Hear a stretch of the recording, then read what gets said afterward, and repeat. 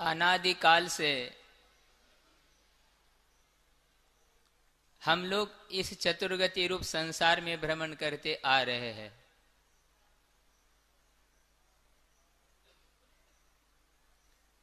और संसार से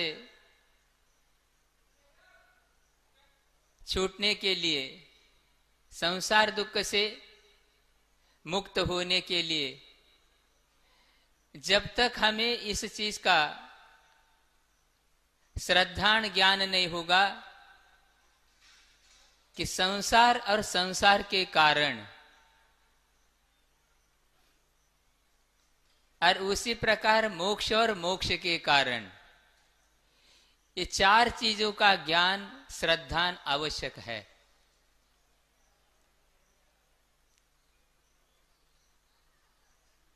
भव्य जीव के लिए ही मोक्ष की प्राप्ति होगी, ये बात निश्चित है।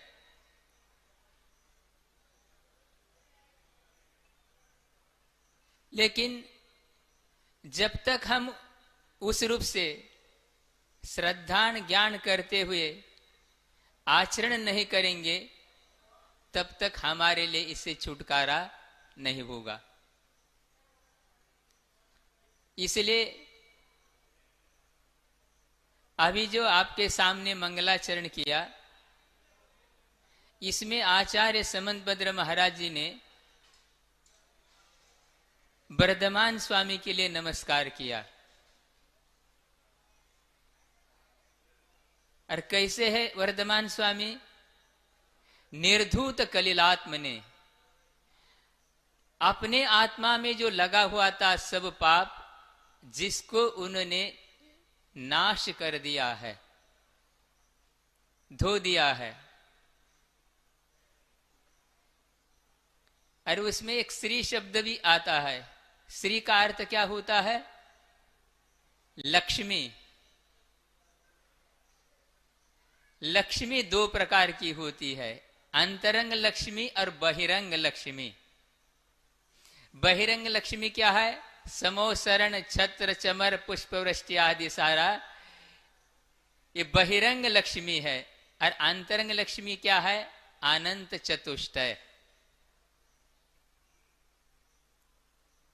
इसलिए पांच परमेष्टि हमारे लिए ये कल्याण के मार्ग में, अथवा सच्चे देव शास्त्र गुरु सिद्ध परमेष्टि, तो हमको चाहे चतुर्थ काल हो चाहे पंचम काल हो, हमको ऐसे सामने कभी भी उपस्थित नहीं मिलेंगे। मिलेंगे तो कौन? अरहंत परमेष्टि मिल सकते हैं। और आज वो भी नहीं है, आचार्य परमेष्टि है, उपाध्याय साधु। इसीलिए हम लोग इनके माध्यम से अपने कल्याण की ओर आगे बढ़ते हैं। जब संघ में 20-22 वर्ष पूर्व में आचार्य महाराज के साथ हम लोग थे, एक दिन अभी वर्तमान के आचार्य महाराज जी उनके पास बैठे थे, तो उस समय उन्होंने कहा, देखो आचार्य समंतभद्र महाराज जी ने इसमें कितनी अच्छी बात कही श्रावकाचार्य में। क्या? देशयामी समीचीनम धर्मम कर्म निबर्हणम संसार दुःखत सत्वान्यु धरत्योत्तमे सुखे। तो कहने लगे इसमें क्या विशेषता है? तो हमने कहा, महाराज जी हमें तो कोई बात, मतलब ठीक है, समीचीन धर्म के लिए उन्होंने कहा है, जो संसार दुख से छुड़ाने के लिए समर्थ है, वह समीचीन धर्म होता है, श्रेष्ठ होता है। कहने लगे और कुछ इसमें? तो हमने कहा आप बताइए महाराज जी। तो उन्होंने कहा, आचार्य महाराज जी ने ये नहीं कहा इस श्लोक में देशयामी प्राचीनम अथवा देशयामी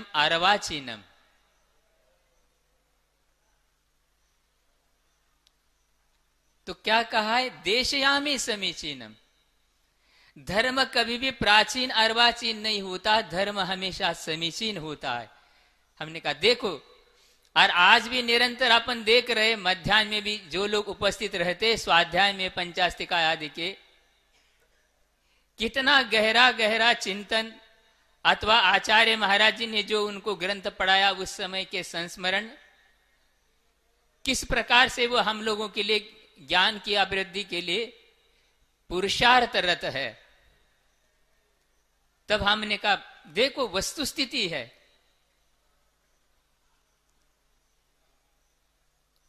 कोई जिन प्रतिमा प्राचीन हो सकती है, कोई नवीन हो सकती, इसमें कोई बाधा नहीं है। कर्नाटक प्रांत में स्थित बाहुबली भगवान हजारों वर्ष हो गए ऐसा इतिहास बता रहा है, और आपके खजुराहो में प्रतिष्ठित बाहुबली भगवान, अंतर क्या है? प्राचीन अर्वाचीन ये अंतर काल का हो गया, लेकिन उनकी वेतराग सर्वज्ञ हितोपदेशितापना जो उनके जो आप्त का लक्षण है, इसमें क्या अंतर है? कोई भी अंतर नहीं है। इसलिए हमारी दृष्टि हमेशा गुणों की ओर होना चाहिए, जब भी हमारे लिए वो दृष्टि प्राप्त होगी। आगे जाकर के आचार्य महाराज जी ने ये कहा कि अब वो समीचीन धर्म क्या है?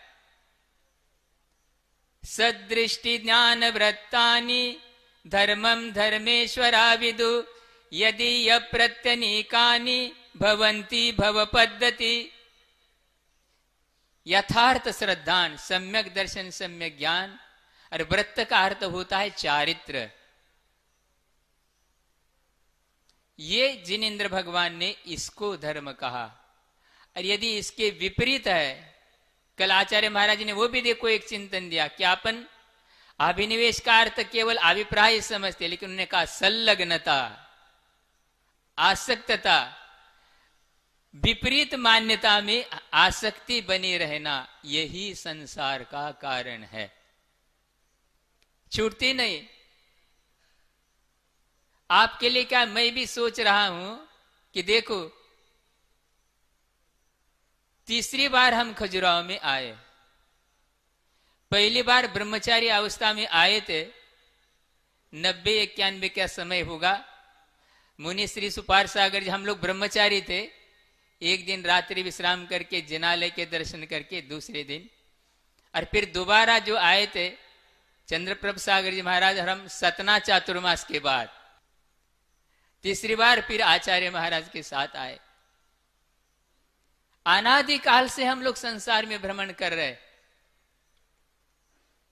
हमें किसने रोका मोक्ष जाने से? अभी तक किसी ने नहीं रोका, अपने ही परिणाम हमारे लिए बाधक है, और अपने ही परिणाम। लेकिन कि जो मार्ग होता है से हम लोग आगे बढ़ते हैं, इसी के कारण वहां पर उन्होंने आगे जाकर के कहा कि अब इन तीनों का स्वरूप हम आपके लिए बता रहे। ये समीचीन धर्म ये है, क्या है? सम्यक दर्शन, ज्ञान, चारित्र। तो सम्यक दर्शन क्या है? यथार्थ श्रद्धान क्या है? श्रद्धानम परमार्थानाम माप्तागम तपोभृताम त्रिमूढ़ापोढ़मष्टांगम सम्यक दर्शनमस्मयम अस्मयम। 8 प्रकार का जिनके पास मद नहीं है, वो सम्यक दर्शन के स्वरूप को ऐसा कहते। परमार्थ भूत जो आप्त है, आगम है और तपोभृत, इनके ऊपर 3 मूढ़ताओं से रहित और 8 अंगों से सहित और 8 मदों से रहित श्रद्धान करने का नाम सम्यक दर्शन है। जब आचार्य महाराज के सानिध्य में 2015 में गौर झामर में पंचकल्याणक हो रहा था, आप लोग कहते ना महाराज संस्मरण, अब ये संस्मरण सुन लो।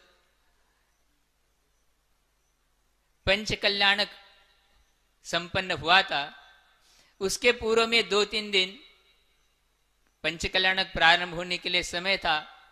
तो आचार्य महाराज कुछ अपना चिंतन हम लोग संगस्थ साधुओं के लिए सुबह देते थे गुरु भक्ति के बाद।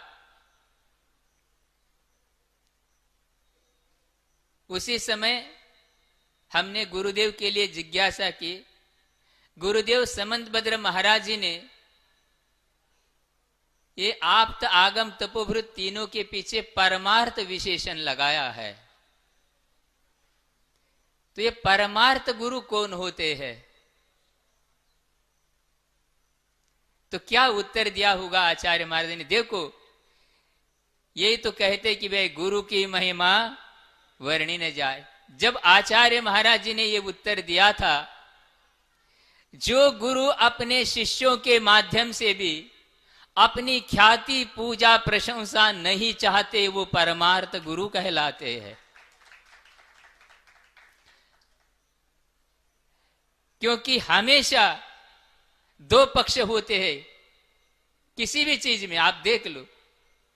मतलब ऐसा भी हो सकता है कि स्वार्थ रखने वाला भी कोई ऐसा उपदेशदाता हो सकता है, लेकिन वो परमार्थ हमारे लिए साधने में साधक नहीं बन पाएगा। इसलिए कोई देव मूढ़ता में अटक रहा है, कोई लोक मूढ़ता में अटक रहा है, कोई गुरु मूढ़ता में अटक रहा है, कोई अभिमान में अटक रहा है। इन सारे से दूर होना अनिवार्य है। इस प्रकार से ये श्रद्धान के लिए उन्होंने सम्यक दर्शन कहा। तो सर्वप्रथम मोक्ष मार्ग के जो प्रकाशक होते हैं, उसके लिए गुरुनाम गुरु आचार्य ज्ञान सागर महाराज जी ने ये देव शास्त्र गुरु के लिए अपनी भाषा में जो उन्होंने रत्नकर्ण श्रावकाचार्य के ऊपर एक व्याख्या की है, मानव धर्म, ब्रह्मचारी अवस्था में पंडित भूरामल जी शास्त्री, उन्होंने कहा मार्ग प्रकाशक, मार्ग व्यवस्थापक और चलने वाला। सुन रहे ना आप लोग ध्यान से? श्रोता लोग सोचेंगे ये तो सब सारा महाराज रत्नकर्ण श्रावकाचार्य पढ़ा रहे, पढ़ा नहीं रहे, जहां तक प्रयोजन है वहां तक आ रहे अपन। मार्ग प्रकाशक, मार्ग व्यवस्थापक और चलने वाला, इसको 3 में घटित करना है। आप्त, आगम और तपोवृत।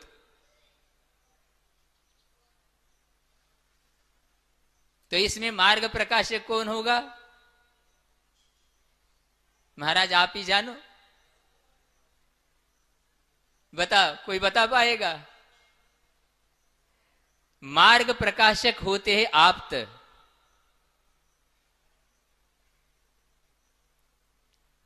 मार्ग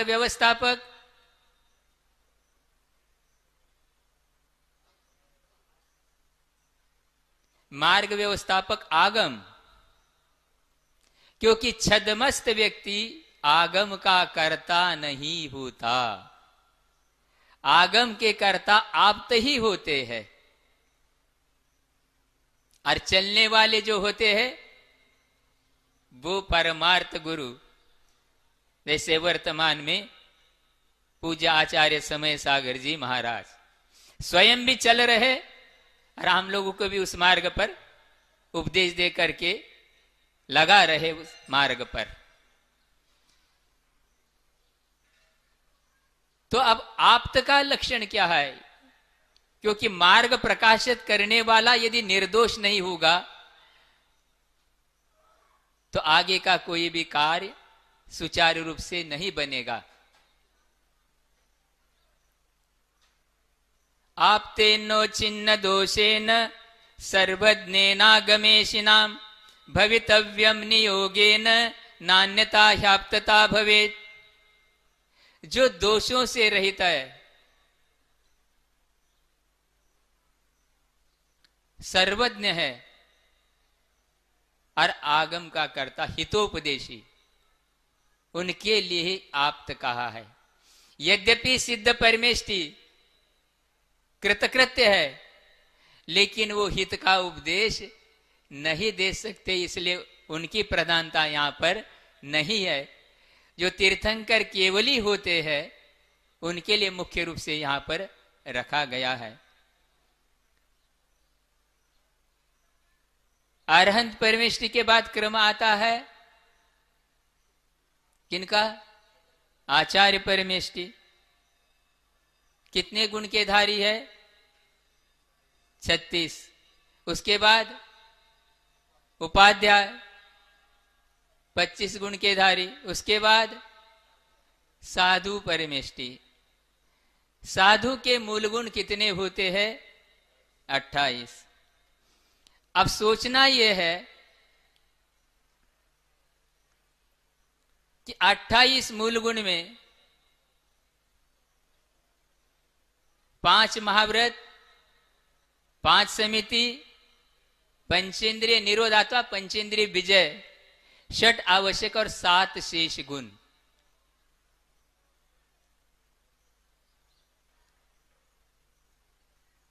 सात शेष गुण में क्या क्या आता है?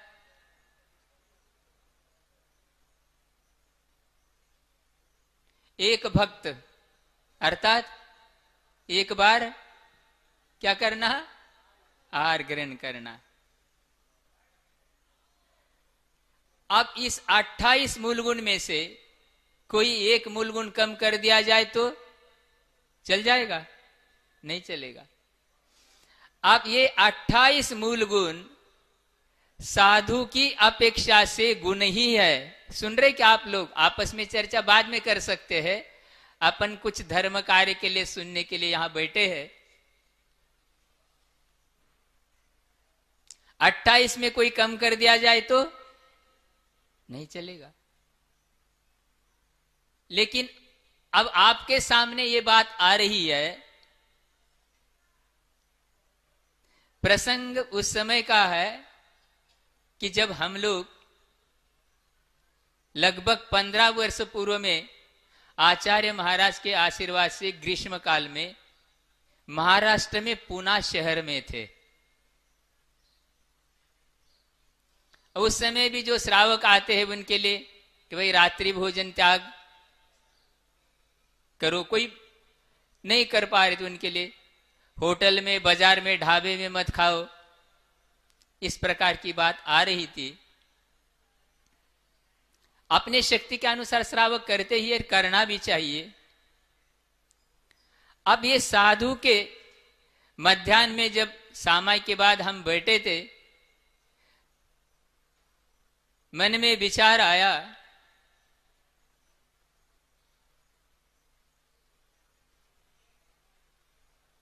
कि ये ठीक है, हम 28 मूल गुणों का पालन कर रहे हैं, ये लोगों के लिए उपदेश दे रहे। अब ये साधु के मूल गुण जो है साधु की अपेक्षा से तो गुण ही है, लेकिन क्या किसी अन्य अपेक्षा से ये साधु के मूल गुणों में कोई गुण दोष के रूप में हो सकते हैं? ध्यान से सुनना ये, क्योंकि ये बाउंसर है, क्रिकेट जो खेलते हैं ना, तो आप उनको पता है ये बाउंसर कैसा होता है। 28 मूल गुण साधु की अपेक्षा से गुण ही है, लेकिन क्या अन्य अपेक्षा से इसमें से कोई गुण दोष के रूप हो सकते हैं? अन्य अपेक्षा से कह रहे हैं हम, साधु की अपेक्षा से नहीं। कुछ समझ में आ रहा?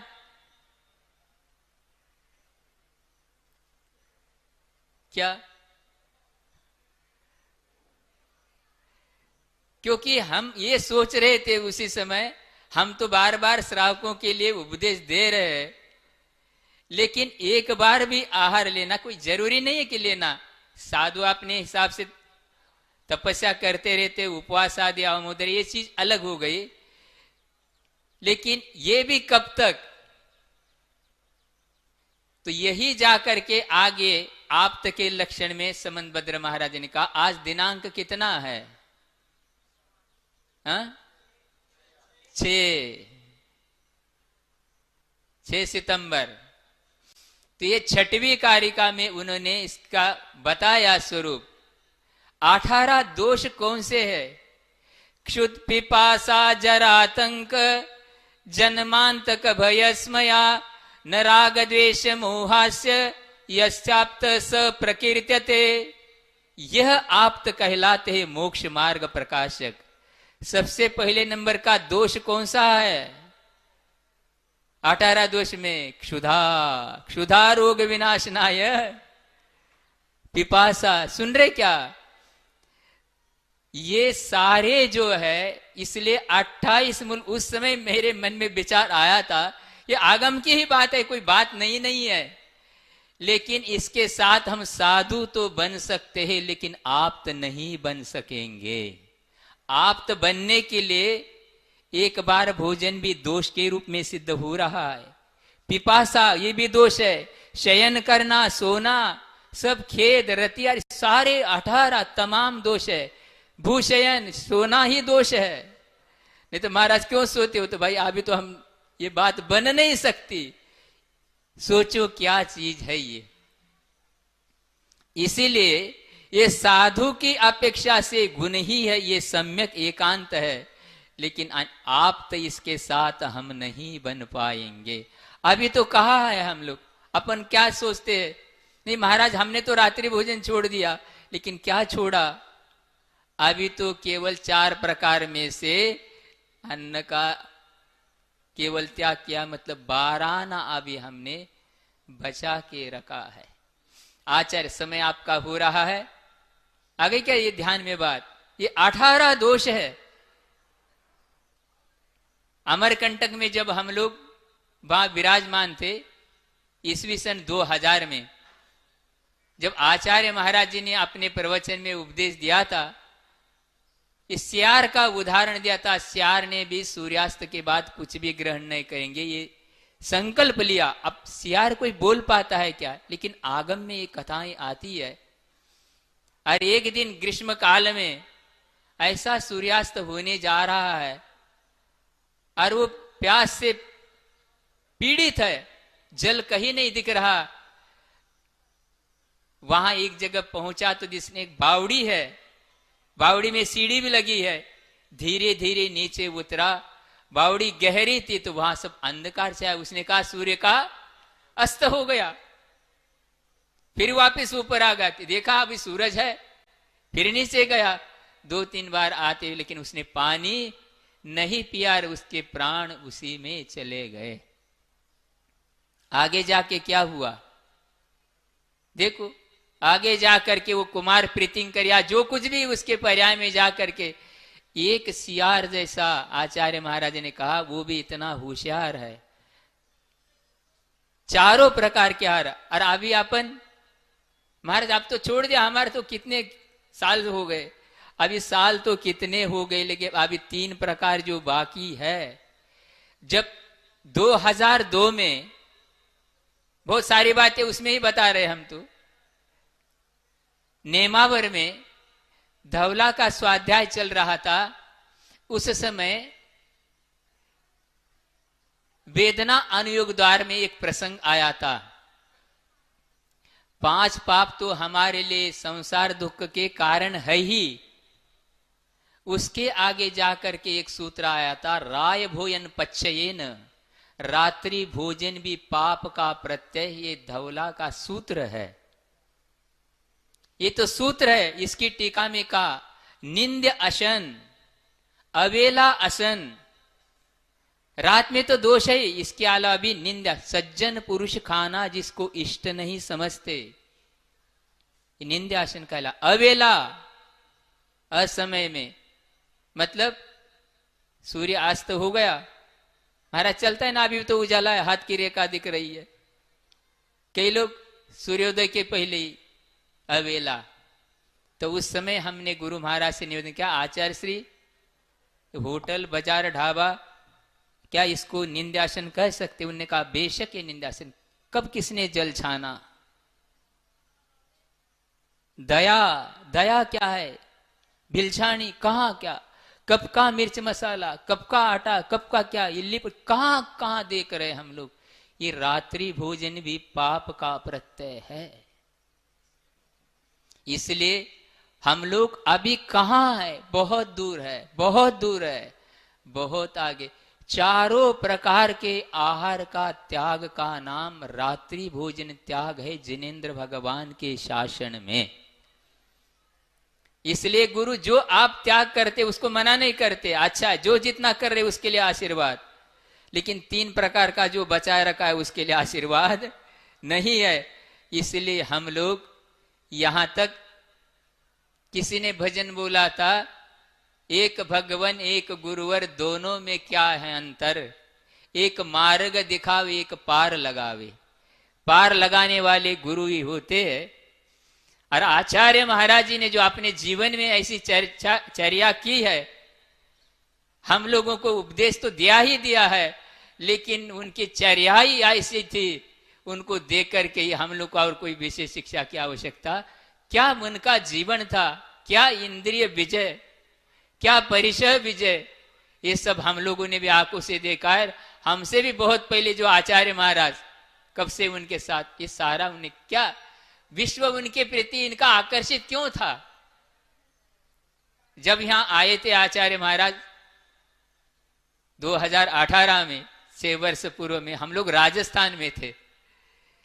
देख क्या उसके, कोई भी आएगा तो, क्योंकि उनका ऐसा सहजता ही, उनका दर्शन ऐसा है कि व्यक्ति के लिए अपने आप आकृष्ट करता था। क्योंकि ऐसे ही होते मोक्ष मार्ग के नेता।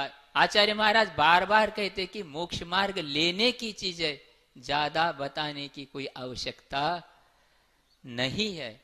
इसी प्रकार आचार्य महाराज हम लोगों के ऊपर उपकार करते हुए वर्तमान में भी हम लोगों के लिए धवला की 5वीं पुस्तक संघ के लिए और मध्यान्ह में पंचास्तिका सभी भव्य जीवों के लिए स्वाध्याय ले रहे, और अनेक नए नए चिंतन के माध्यम से वो हम लोगों के लिए बार बार इस माध्यम से कि भाई राग द्वेष से दूर रहना। आचार्यों ने यही उपदेश दिया है, राग द्वेष ही मूल संसार का कारण है। अरे राग द्वेष भी तब तक बढ़ते हैं जब तक यथार्थ श्रद्धान नहीं है, और यथार्थ श्रद्धान सम्यक दर्शन होगा तो उसके माध्यम से राग द्वेष का परिहार करने के लिए चारित्र है, इस प्रकार का उपदेश पाया जाता है। हम लोग इसी प्रकार अपने कल्याण के लिए आगे बढ़ेंगे, और हमेशा संसार में यदि तुलना करना है तो हम अपने से अभावग्रस्त की तुलना करें। संसार में यदि तुलना करना है तो अपने से जो अभावग्रस्त है, देखो हमारे पास तो दुकान, बंगला, गाड़ी, इतनी सारी चीजें हैं, एक के लिए तो झोपड़ी में रह रहा है, फुटपाथ पे रह रहा है, कितना अभावग्रस्त है। हम तो कितने अच्छे हैं। और धर्म कार्य में हमसे जो आदर्श है, गुरु है, उनकी ओर दृष्टि रखो। अभी हमने त्याग किया ही क्या, क्या किया हमने? हमको तो कहां पहुंचना है। आप तो बनने के लिए ये सारे एक भक्त आदि भी भूषण आदि दोष है क्या? नहीं, आगम क्या है? श्रद्धान ऐसा होना चाहिए, तब हम वहां जा करके पहुंचेंगे।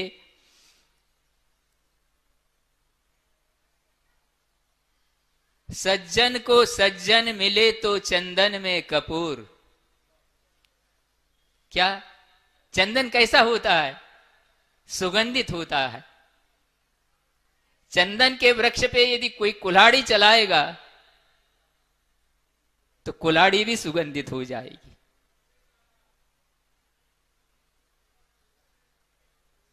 सज्जन को सज्जन मिले तो चंदन में कपूर, और दुर्जन को दुर्जन मिले तो भांग में धतूर। ऐसी संगति हमेशा करो।